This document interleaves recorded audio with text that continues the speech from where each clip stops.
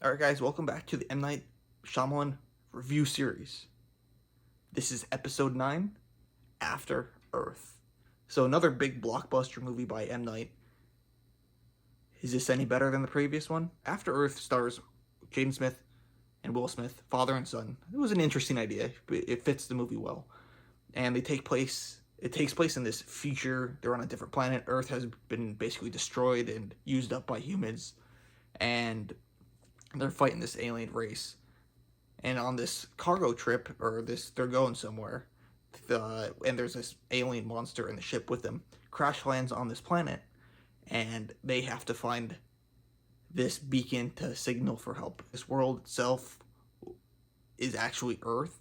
It's how Earth recovers after the presence of humans had gone. It has evolved to attack and destroy humans. Humans cannot live on this planet. That's pretty neat. That's actually a pretty cool concept I've not really seen before. Going back to Earth after humans have left it and destroyed it, and the Earth rebuilt itself to make it hostile against humans. It was not a bad movie. Honestly, I was expecting a terrible film, because it's like a 4 point something out of 10 on IMDb. Everyone I've talked to has said it was absolutely terrible, one of his worst films ever. It's not one of his worst films ever, not at all. It's just your formulaic, cookie cutter popcorn flick. I think it was done decently okay and well. Having Will Smith and Jaden Smith in the movie was cool. Having like the father and son, it just felt like they were off though, the acting wise. I've come to the realization that M. Night's biggest weakness is directing actors.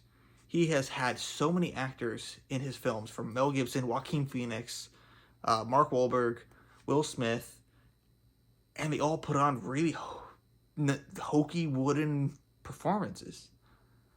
I don't know what's with it. He's excellent in other things, but he's terrible at directing actors, at least up until this point in his career. I don't know what kind of accent Jaden Smith has.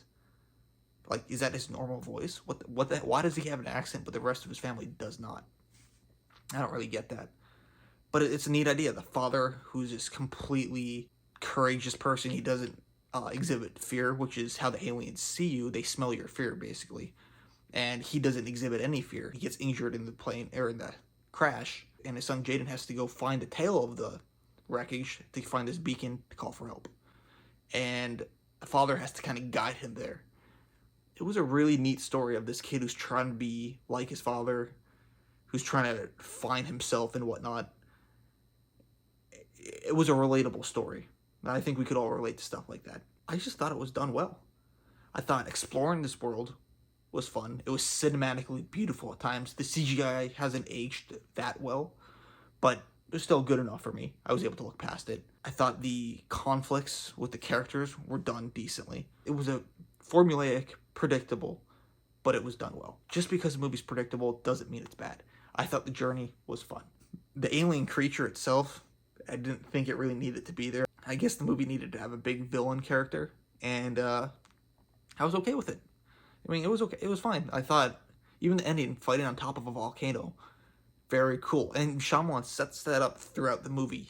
Every so often, you would get these cinematic establishing shots, and you could see volcanoes in the background. I even thought to myself watching the movie, I'm like, that's pretty neat. Look at that volcano. It's like erupted and whatnot. I don't know.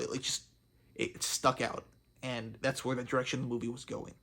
It wasn't that bad of a movie. Now for my rating, this movie gets a C. It's a C. It's nothing terrible, but it's nothing great. It could have been done better. I think if the two actors had been better in the movie, it would have made the movie significantly better. I think it might even be like a B plus territory if the two characters were very good with each other. But they weren't. That's it for this one. I think the next episode is another movie I had never seen. I kind of gave up after The Happening when I was younger. And it's The Visit.